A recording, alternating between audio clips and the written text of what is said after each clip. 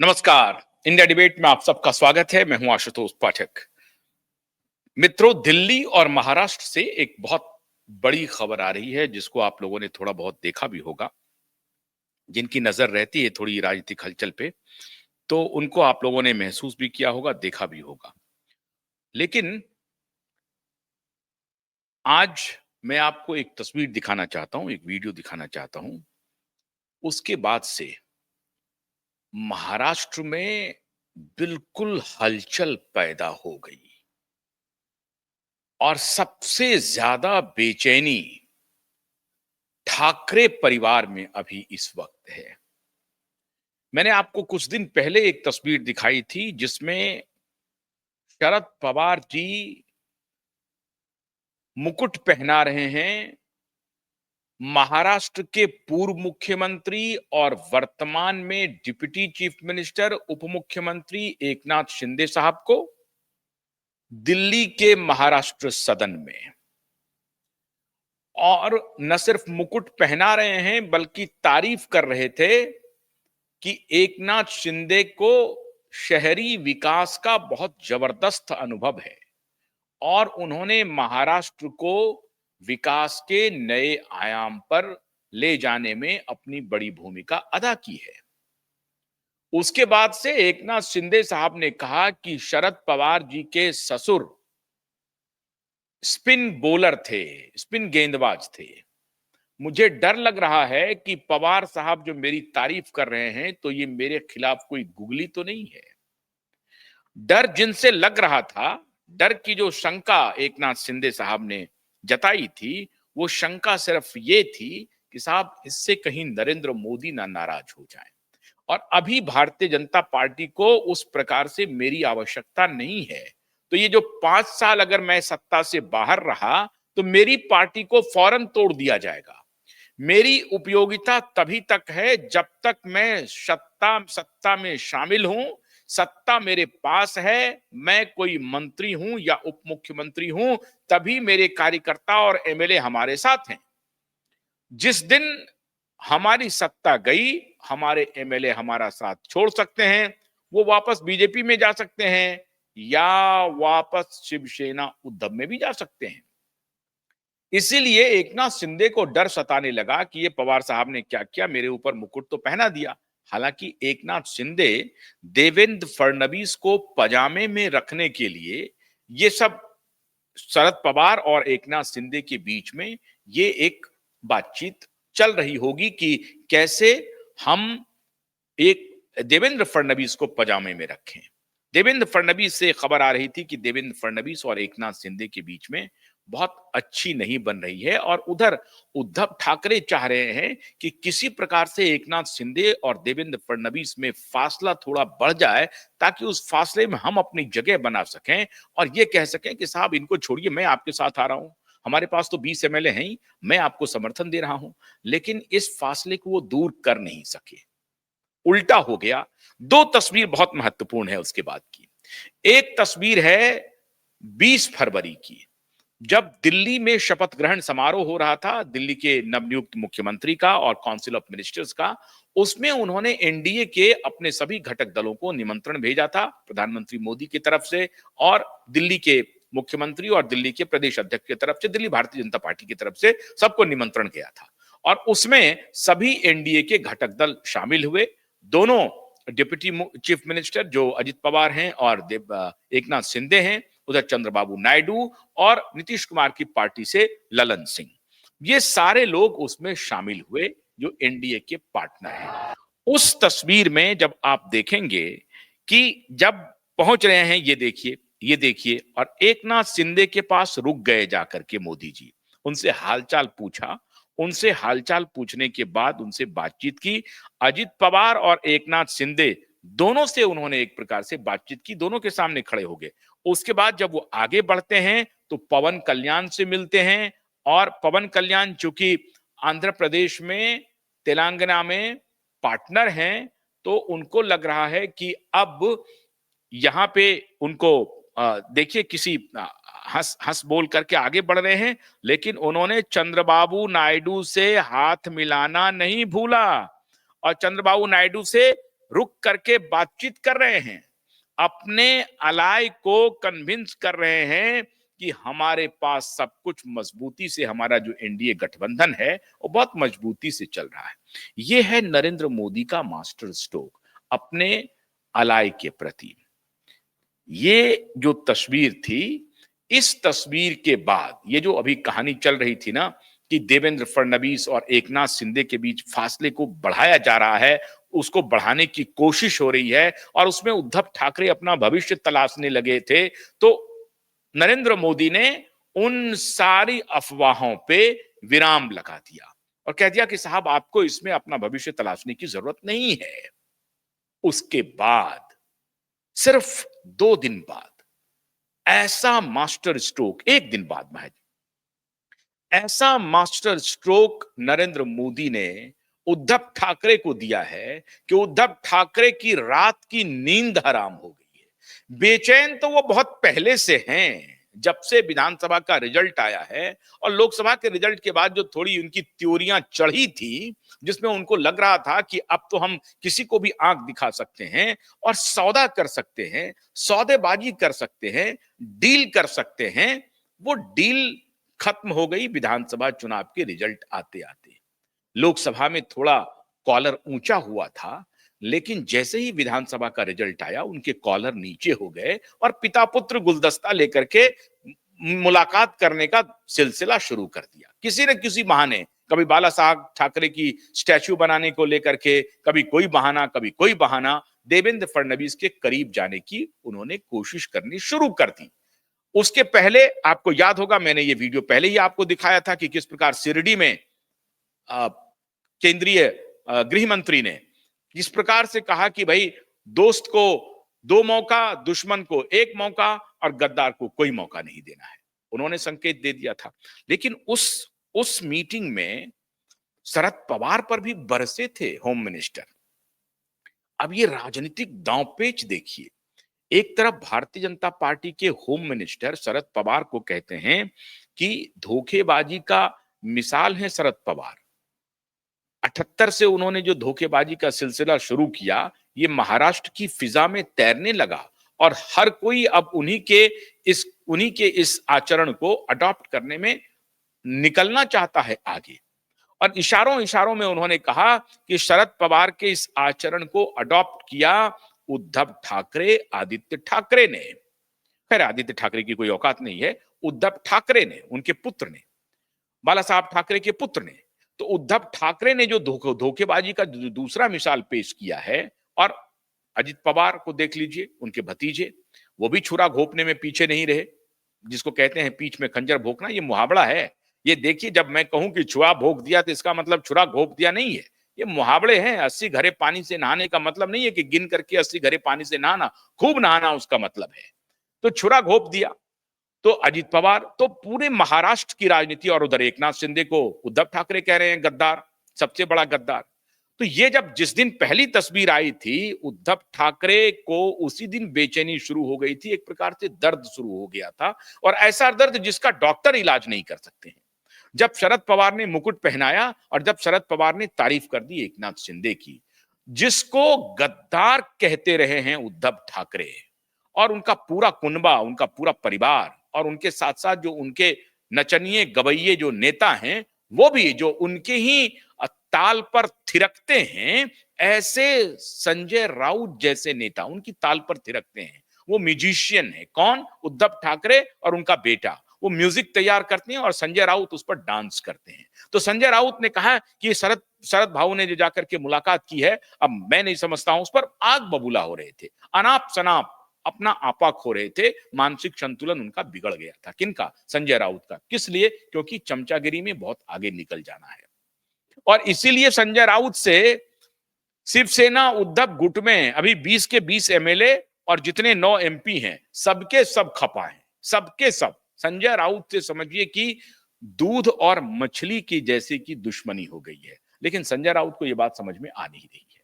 संजय राउत से शिवसेना उद्धव का एक एक कार्यकर्ता खफा है, क्योंकि वही मैंने आपको बताया कि वो ट्यून तैयार करते हैं और उस पर नृत्य इनका शुरू हो जाता है। तो ये तस्वीर, पहले तो एकनाथ शिंदे और शरद पवार की तस्वीर से ही वो बेचैन थे कि दूसरी तस्वीर आ गई, दूसरा वीडियो आ गया, उसके बाद तो ऐसी बेचैनी हो रही है साहब कि अब कोई एलोपैथी का, नेचुरोपैथी का, होम्योपैथी का और आयुर्वेद का कोई डॉक्टर अब इस केस को लेने को तैयार नहीं है। सब डॉक्टर का कहना है कि साहब ये जो दर्द है आपकी, ये जो बेचैनी है, ये जो एंजाइटी है, इसका हमारे पास कोई इलाज नहीं। इसका इलाज कहां है साहब? इसका इलाज है प्रायश्चित में, इसका इलाज है जेल जाने में। जब जेल चले जाएंगे, प्रायश्चित कर लेंगे, तो आपका सब कुछ नॉर्मल हो जाएगा, बेचैनी खत्म हो जाएगी, आपकी एंजाइटी खत्म हो जाएगी, दर्द जो हो रहा है शरीर के तमाम हिस्से में, वो दर्द भी खत्म हो जाएगा। वीडियो क्या है अब मैं दिखाता हूं जरा वीडियो। शरद पवार को माननीय प्रधानमंत्री जी हाथ पकड़ पकड़ करके देखिए दीप प्रज्वलित कर रहे हैं। कहां कर रहे हैं ये भी मैं बताऊंगा, आप बहुत सारे दर्शकों को मालूम है, लेकिन जिनको नहीं मालूम है ये भी मैं बताऊंगा। हाथ पकड़ के शरद पवार का दीप प्रज्वलित करवाया प्रधानमंत्री ने। अब देखिए शरद पवार जी आ रहे हैं और प्रधानमंत्री जी उनके लिए कुर्सी तैयार कर रहे हैं। शरद पवार जी 82-83 साल के हो चुके हैं, 84 साल के लगभग। अब उनको हाथ पकड़ के उनके लिए कुर्सी पीछे करके उनको पहले बिठाया। फिर देखिए ये ग्लास लिया, उनके सामने जो बॉटल है वो बॉटल लिया, उसको खोला और उसमें पानी रखा। देखते जाइए, इसको कहते हैं सदाशयता, इसको कहते हैं कि विनम्रता, इसको कहते हैं बुजुर्गों के लिए सम्मान। और ये संदेश शरद पवार को नहीं, पूरे मराठा कम्युनिटी को नरेंद्र दामोदर दास मोदी ने दे दिया। पानी के बोतल को खोल करके, गिलास को अपने तरफ खींच करके, उनमें पानी डाल करके, पानी सामने में रख करके, कुर्सी को पीछे खींच के, हाथ पकड़ के कुर्सी पर बिठा करके, और फिर अभी हाथ पकड़ के दीप प्रज्वलित करा करके, ये जो पोस्चरिंग है ना, ये मीडिया की सुर्खियां बनी हुई हैं, मीडिया की सुर्खियां। और इससे बड़े पेशानी पर बल पड़ गया एक तरफ राहुल गांधी को, लेकिन सबसे ज्यादा जो मैंने आपको कहा ना बेचैनी जो हो गई ना साहब, वो कहीं के नहीं रहे, न घर के न घाट के। कार्यक्रम क्या था? कार्यक्रम था मराठी साहित्य सम्मेलन। अभी ये 3 दिन चलेगा साहब।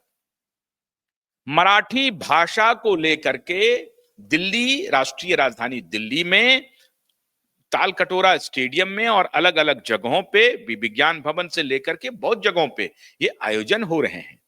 और वहां मराठी के जाने माने साहित्यकार पहुंच रहे हैं। मराठी भाषा में बहुत सारे लोगों को अवार्ड देना है।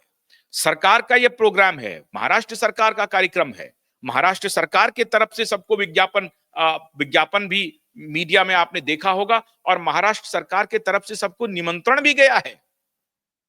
तो ये मराठी साहित्य सम्मेलन में उन्होंने पवार साहब को बुलाया। इतना ही नहीं, उस सम्मेलन में नरेंद्र मोदी ने कहा कि मराठी भाषा को अगर मैं जान पाया हूं, समझ पाया हूं, तो अपनी आनुषंगिक, अपनी मातृ संस्था आरएसएस की वजह से, राष्ट्रीय स्वयंसेवक संघ की वजह से मैं मराठी भाषा को जान पाया हूं, समझ पाया हूं। मैं ऋणी हूं अपनी मातृ संस्था राष्ट्रीय स्वयंसेवक संघ की, जिस मंच पर शरद पवार बैठे हों, जो लगातार राष्ट्रीय स्वयंसेवक संघ की मुखालफत करते रहे हों ताउम्र पूरी जिंदगी। उस शरद पवार के सामने नरेंद्र दामोदर दास मोदी अपनी मातृ संगठन आरएसएस की भूरी भूरी प्रशंसा कर रहे हैं, तारीफ के पुल बांध रहे हैं, और हृदय से यह उद्गार निकल रहा है। कोई बनावटी उद्गार नहीं है नरेंद्र दामोदर दास मोदी का।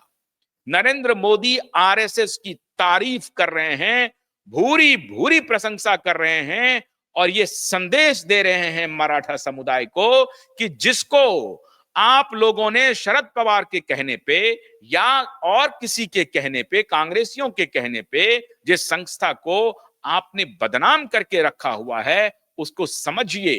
वो आपकी सेवा के लिए तत्पर रहने वाली संस्था है, राष्ट्रवादी संस्था है, राष्ट्र के चिंतन में उनका अभूतपूर्व योगदान है और उन्होंने हमारे जैसे व्यक्तियों के, लाखों व्यक्तियों के चिंतन को एक नई दृष्टि दी है। ये प्रधानमंत्री नरेंद्र दामोदर दास मोदी ने उस समारोह में कहा। और जब ये वो कह रहे थे तो शरद पवार वहां मौजूद थे। आप कल्पना कर सकते हैं कि जो आरएसएस की मुखालफत करते रहे, उनके सामने में आरएसएस की तारीफ, और जो मुखालफत करते रहे उनको कुर्सी खींच करके बिठाना, पानी के बोतल खोल करके ग्लास में डाल करके सम्मान करना और दीप प्रज्वलित करने समय हाथ पकड़ के दीप प्रज्वलन के लिए लाना, ये प्रधानमंत्री ने अपने संस्कार से बताया कि ये जो संस्कार मेरे अंदर है ये आरएसएस का संस्कार है और उसको तुमने दगा दिया। किसने? उद्धव ठाकरे ने। उस आरएसएस की विचारधारा के साथ जो तुम्हारे पिता वर्षों चलते रहे, उसको धोखा दे करके उस कांग्रेस के साथ तुम चले गए जो हमारी विचारधारा की लगातार मुखालफत करता रहा है, और उनके भी साथ गए जो आज हमारे साथ इस मंच पर बैठे हैं। ये अकल्पनीय बात है। यह अकल्पनीय है कि महाराष्ट्र के अपने आप को पहचान बताने वाले बाला साहब ठाकरे, मराठी भाषा, मराठी मी मराठी मानुस का नारा देने वाले बाल साहब ठाकरे के परिवार से इस मंच पर कोई नहीं था। इससे शर्म की बात और कुछ हो नहीं सकती। अगर रिश्ते ही निभाने थे तो वहां अक्सर महाराष्ट्र में कहे जाते हैं, राजनीतिक बात एक तरफ, लेकिन आपसी रिश्ते जो होते हैं उनको हम लोग राजनीति में नहीं घसीटते हैं। शरद पवार अक्सर ये कहते हैं और शरद पवार के बारे में दूसरे लोग भी अक्सर कहते हैं, खासतौर से भारतीय जनता पार्टी के। मैं तो विटनेस हूं, जब नितिन गडकरी साहब कह रहे थे कि देखो साहब, हम लोग राजनीतिक रूप से प्रतिपक्ष हैं, विरोधी नहीं है, दुश्मन नहीं है, तो हमारे व्यक्तिगत संबंध भी होते हैं और शरद पवार से भी हमारे संबंध हैं, अन्य लोगों से भी हमारे संबंध हैं, लेकिन आज वो संबंध भी जाता रहा। अब ये जो दर्शन था कि राजनीतिक विरोध होना अलग बात है, व्यक्तिगत रिश्ते अलग बात है, अब वो व्यक्तिगत रिश्ते नहीं रहे। राजनीतिक विरोधी अब व्यक्तिगत दुश्मन भी बन चुके हैं। ये संदेश है इस मीटिंग का, इस तस्वीर का। जो मी मराठी मानुस की बात करते वाले, जिसने मराठी अस्मिता की लड़ाई लड़ी, जिसके खानदान ने लड़ी, जिसके पिता ने मराठियों के लिए न जाने क्या क्या किया, मराठियों के लिए उन्होंने नॉर्थ इंडियन पर जूते बरसाए, मराठियों के लिए उन्होंने नॉर्थ इंडियन की रेड़ी पटरी लगाने वाले गरीब लोगों के रेड़ी पटरियों को कुचल दिया, भगाया, हमला किया, सिर्फ मराठियों के लिए, सिर्फ मराठियों के लिए, मराठी मराठी मराठी और मराठी भाषी लोगों के लिए। आज मराठी भाषा की अस्मिता, मराठी भाषा की पहचान, मराठी भाषा की मृदुता पर चर्चा हो रही है। बात उन्होंने कहा, प्रधानमंत्री जी ने, इतना मृदु भाषा, इतना मधुर भाषा, मैथिली के बाद, मैथिली और मराठी ऐसा लगता है कि मधु टपक रहा है। मधु मधु टपकता है जब आप मराठी में बोलते हैं और मैथिली भाषा में बोलते हैं, और इसलिए मैथिली और मराठी बहुत हद तक करीब करीब भी है। लेकिन इस सम्मेलन में बाला साहब ठाकरे के परिवार का कोई नुमाइंदा नहीं आया। डंके की चोट पर देवेंद्र फडणवीस, एकनाथ शिंदे, अजित पवार, नरेंद्र मोदी, अमित शाह, इन्होंने सबने कहा कि बाला साहब ठाकरे के परिवार का, उद्धव ठाकरे के परिवार का एक भी परिंदा पर नहीं मार सकता इस कार्यक्रम में। ठुकरा दिया, एहसास करा दिया कि तुम्हारी कोई औकात नहीं है, धोखेबाजों की कोई औकात नहीं है, गद्दारों की कोई औकात नहीं है। और ये कैसे? जो सबसे बड़े धोखेबाज कहला रहे थे, उनके साथ बैठ करके ये संदेश देना, ये आप और हम जब ये सोच करके हैरान हो रहे हैं, तो सोचिए जरा सा क्या हुक सी उठी होगी उद्धव ठाकरे के मन में, उनके दिल में कैसा जलन हो रहा होगा कि साहब देखो, हम तो इस व्यक्ति के साथ गए थे, इसी के कहने पर गए थे, इसी व्यक्ति के साथ गए थे, शरद पवार के साथ, और इसी के कहने पर गए थे, इसी के मनाने पर हम माने थे और रूठ गए थे भारतीय जनता पार्टी से। इन्होंने मनाया, हम मान गए, और जिनके साथ हमारा 25 वर्ष का रिश्ता था उसको तोड़ दिया, एक झटके में तोड़ दिया, सिर्फ एक लालच की वजह से, एक कुर्सी की लालच, और वो भी 2.5 साल, सिर्फ 2.5 साल का लालच, उसके बाद जिंदगी भर का जख्म, ऐसा दर्द जिसकी कोई दवा नहीं। तो जिंदगी भर का जख्म, 2.5 साल के ऐसो आराम और सुख मौज की कल्पना करके हमने जिंदगी भर का जख्म ले लिया, दर्द ले लिया। आज पिता पुत्र को इस बात का एहसास हो रहा होगा, और पिता पुत्र को इस बात का एहसास क्यों हो रहा है? सिर्फ और सिर्फ दिशा और सुशांत के वजह से हो रहा है। जो कोई भी पत्रकार ये सोच रहा है कि ये पॉलिटिकल पोस्चरिंग है, नहीं, ये ऊपर का आकाशीय ईश्वरीय प्रकोप है। ये ईश्वर की मर्जी से हो रहा है। जो दर्द दिया जा रहा है ना, ये ईश्वर की मर्जी से हो रहा है कि प्रधानमंत्री नरेंद्र मोदी शरद पवार का हाथ थाम करके कुर्सी खींच के उन्हें कुर्सी दे रहा है, और प्रधानमंत्री नरेंद्र मोदी पानी भर के उनको गिलास ऑफर कर रहा है, दीप प्रज्वलित करवा रहा है। ये ईश्वरीय कृपा है। एक धोखेबाज को बताया जा रहा है कि जिसके कहने पर तुमने हमें दगा दिया, आज वही हमारे साथ हैं, और तुम किसी के साथ नहीं हो। ना तुम उधर के रहे, ना तुम इधर के रहे, ना घर के रहे, ना घाट के रहे। अब कोई घाट भी तुम्हारे लिए नहीं है। ये सोच सोच करके ठाकरे परिवार, जिसकी तूती बोलती थी आज से महज 2.5-3 साल पहले तक, किस किस प्रकार के उन्होंने कृत्य किए, ये बताने की जरूरत नहीं है। पालघर में जिस प्रकार से साधुओं की हत्या की गई, जिस प्रकार से पत्रकारों को दबोच करके उठवाया गया, एडिटर को कार्यालय से दबोच करके उठवाया गया, वो कहता रहा कि भाई मेरी गलती क्या है, सचिन वाजे जैसे गुंडों से उठवाया इस दोनों बाप बेटे ने। 24 घंटे के अंदर कंगना रनौत के घर पे बुलडोजर फेंक दिया, भेज दिया बुलडोजर। और ये जो नाच, उनके ट्यून पर नाच करने वाले संजय राउत है ना, वो कह रहे थे देख लेंगे तुमको महाराष्ट्र में। कंगना वहां भी गई। कंगना की कंगना तो पार्लियामेंट में खनक रही है साहब, खनक रही है। आपकी छाती पर मूंग दल रही है कंगना, आपकी छाती पर। तो संजय राउत जरा सा भविष्य की चिंता करके चला करो। ये दुनिया वैसे नहीं चलती है जैसा हमेशा तुम सोचते हो, या जैसे तुम्हारे आका सोचते हैं, जिसकी ठकुर सुहाती में लगे हुए हो। ये ठकुर सुहाती छोड़ दो।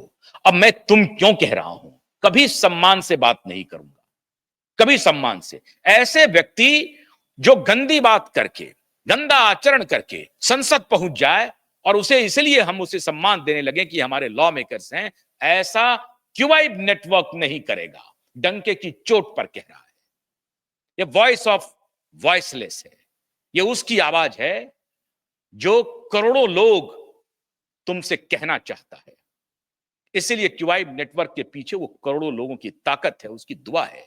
इसलिए मैं तुम्हें तुम कह रहा हूं, और तुम तीनों को तुम ही कहूंगा, कहता ही रहूंगा। तुम तीनों के लिए मेरे पास कोई आदर सूचक शब्द नहीं है।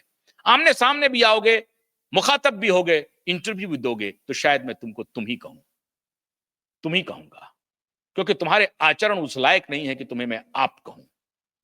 आप कहने का आचरण नहीं किया। प्रकृति बदला ऐसा लेगी, ये मैंने भी नहीं सोचा था मित्रों। मैंने भी कभी नहीं सोचा था कि ऐसे ऐसे दिन देखने के लिए मिलेंगे जब प्रधानमंत्री शरद पवार को अपने साथ बिठाएंगे। और शरद पवार तो मास्टर स्ट्रोक देने में माहिर है। पहले एकनाथ शिंदे को मुकुट पहना करके दिया, और फिर आज प्रधानमंत्री ने उनको सम्मान दे करके संदेशा भेज दिया। साहब, शरद पवार को इस बात का इल्म हो गया कि वो 10 सीट पर कैसे सिमट गए विधानसभा में। इसीलिए इन लोगों ने नैरेटिव चलाने की बहुत कोशिश की कि ईवीएम से खेल हो गया। बाप बेटा दोनों कह रहा था कि हमारे विधायक शपथ नहीं लेंगे। मोर्चा खोलने की कोशिश कर रहे थे कि ये डेमोक्रेसी को हाईजैक किया गया है, डेमोक्रेसी को तोड़ा गया है। लेकिन शरद पवार ने पानी फेर दिया मंसूबे पर, कहा कि ये सब फालतू बात है, जनता ने हमें समर्थन नहीं दिया, हमें ये स्वीकार करना चाहिए। और ये बात सही है। मराठा के भी नेता नरेंद्र दामोदर दास मोदी हो गए हैं और मराठा ने झोलियां भर दी। एक नहीं, कई झोलियां भर दी मराठा ने। और इसीलिए ये संदेश, ये जो हाथ पकड़ा जा रहा है ना, ये जो हाथ पकड़ा, ये देखिए, ये जो हाथ पकड़ा जा रहा है ना शरद पवार का, ये पवार का हाथ नहीं है, ये उन करोड़ों मराठियों का हाथ है जिन्होंने मोदी में अपनी आस्था दिखाई। जो महज 6 महीने पहले मोदी को शिकस्त दी थी, 6 महीने बाद मोदी में अपनी आस्था दिखाई। वो करोड़ों मराठियों का दामन है ये, जिसको मोदी ने थाम लिया और दीप जला दिया। संदेश देखिए साहब, ये करोड़ों मराठियों के हाथ को मोदी ने थाम लिया और दीप जला दिया। और दलालों, चोरों, पावर कोटरी में घूमने वाले बेईमानों, भ्रष्टाचारियों, इसकी संख्या में, इसके चक्कर में मत पड़िए। आम मराठियों ने पूरी ताकत के साथ मोदी को समर्थन दिया, पूरी ताकत को। और इसको शरद पवार ने महसूस किया। शरद पवार इस बात को मानते हैं कि हां ऐसा हुआ है, इसलिए ईवीएम की बात, ये सब ढकोसला, ये सब बंद करो कहानी। हमें जनता ने रिजेक्ट किया है। अब लाडली बहन योजना से हो, चाहे दिशा सुशांत के ईश्वरीय प्रकोप से हो, हमें जनता ने रिजेक्ट किया है। और अब ये भी मान रहे हैं कि साहब हमने वो गलत अलायंस कर लिया था, ये दोनों बाप बेटे को अपने तरफ जो ले आया वो हमारी गलती थी। अब दोनों ये बाप बेटा सोच रहे हैं कि हमने गलती कर दी भाजपा का दामन छोड़ करके। गलती तो नहीं की, तुमने तो पीठ में खंजर भोंका है। गलती नहीं कहते हैं। गद्दारी की जब भी मिसाल होगी ना, तो शिवाजी को जो लोग मुगल कर रहे थे ना, उसी की श्रेणी में आओगे, उसी की श्रेणी में आओगे। गद्दारी की ऐसी मिसाल दी, 56 सीट और मुख्यमंत्री बनने चले हैं। 100 से अधिक सीट वाले पार्टी को कह रहा है कि मुख्यमंत्री तुम्हारा नहीं बनेगा, मेरा बनेगा, मैं बनूंगा।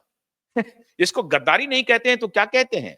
भाग गया वो शंकराचार्य, मैं उसे भी तुम ही कहता हूं, वो शंकराचार्य नहीं है, मैं कह रहा हूं ना, पूरी मजबूती से कह रहा हूं, ईमानदारी से कह रहा हूं और जिम्मेदारी से कह रहा हूं, अकाउंटेबिलिटी के साथ कह रहा हूं। मैं वो दलाल पत्रकारों में शामिल नहीं हूं। शंकराचार्य भाग गया, वो फर्जी शंकराचार्य जो है, वो फर्जी शंकराचार्य को पता लग गया कि साहब ये मेरे से बड़ी गलती हो गई, मैं ये धंधा नहीं करने वाला हूं, मैं ये गलत काम नहीं करूंगा। कहा था कि हम तुम्हारे साथ गद्दारी हो गई, और जब क्यूआइड नेटवर्क ने मोर्चा खोला, जब बताया, चुनौती दी कि हिम्मत है तो जिता लो, मुख्यमंत्री बना लो, तो भाग खड़ा हुआ। अब कोई मुलाकात नहीं हो रही है उस फर्जी शंकराचार्य से, इनकी कोई मुलाकात नहीं हो रही है। और फर्जी शंकराचार्य मैं नहीं कर रहा हूं साहब, 13 के 13 अखाड़ों ने लिख करके दे दिया। शंकराचार्य, पुरी के शंकराचार्य ने सुप्रीम कोर्ट में आवेदन दिया कि इनको शंकराचार्य की मान्यता नहीं है, कृपा करके इन्हें शंकराचार्य ना कहें। 2 साल से केस को दबाए हुए हैं। उनके वकील जो यहां पर सेटिंग गेटिंग करते रहते हैं ना, वो केस को दबाए हुए हैं। तो ये हर तिकड़म कर लिया पिता पुत्र ने, कभी धर्म का ये ले लिया, कभी उसको बुला लिया, कभी इसके साथ चल दिया। ये तिकड़मी करने से उद्धव ठाकरे, आदित्य ठाकरे, काम नहीं चलेगा। ये जीवन का लेसन है, इसे समझ लीजिए। और वो दिन चले गए। वो जो धमक थी ना, वो जो ठसक थी ना, वो ठसक तुम्हारे सारे गैंग की खत्म हो गई है। अब वो चलने वाली नहीं है वो ठसक। अब मुंबई में किसी और की ठसक है। और वो गलती भी मत करना किसी को धमकी देने की, किसी को धमकाने की, ऐसी गलती भी मत करना। वो ठसक चली गई और ये ठसक प्रभु की तरफ से तुम्हारी खत्म की जा रही है।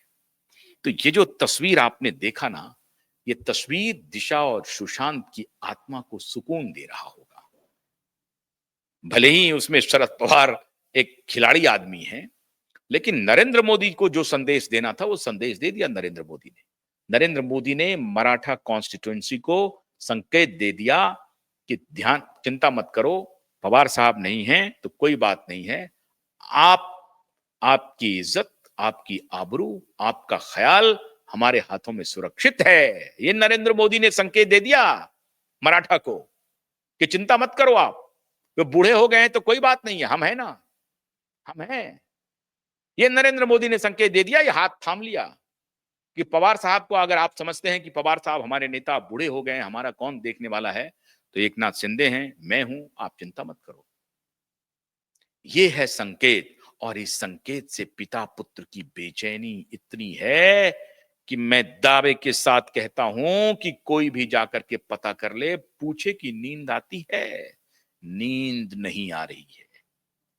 वो बेचैनी, वो तड़प दिशा और सुशांत के परिवार को जिस प्रकार से मिली है, वो तड़प तो मिलेगी, वो तड़प मिलती रहेगी। चिंता मत कीजिए। विदा लेने से पहले मैं आप सबसे अनुरोध करना चाहूंगा कि जिन्होंने हमारे चैनल को सब्सक्राइब नहीं किया है, मैं उनसे विनती करता हूं, हमारे यूट्यूब चैनल को सब्सक्राइब करें, वीडियो को लाइक भी करें, शेयर भी करें, और हमारे फेसबुक पेज को, हमारा जो एक्स का प्लेटफॉर्म है, उसे भी फॉलो करें। QIB.in मेरा अंग्रेजी का OTT प्लेटफॉर्म है, प्रकाश TV.in हिंदी का है, उस दोनों को भी लॉग इन करना ना भूलें। और जब आप हमारे यूट्यूब पर मेंबर बनेंगे तो ये एक हमारे लिए बहुत बड़ा सहयोग होगा। आप चैनल जरूर सब्सक्राइब करें, लाइक और शेयर जरूर करें। आपका बहुत बहुत शुक्रिया। नमस्कार।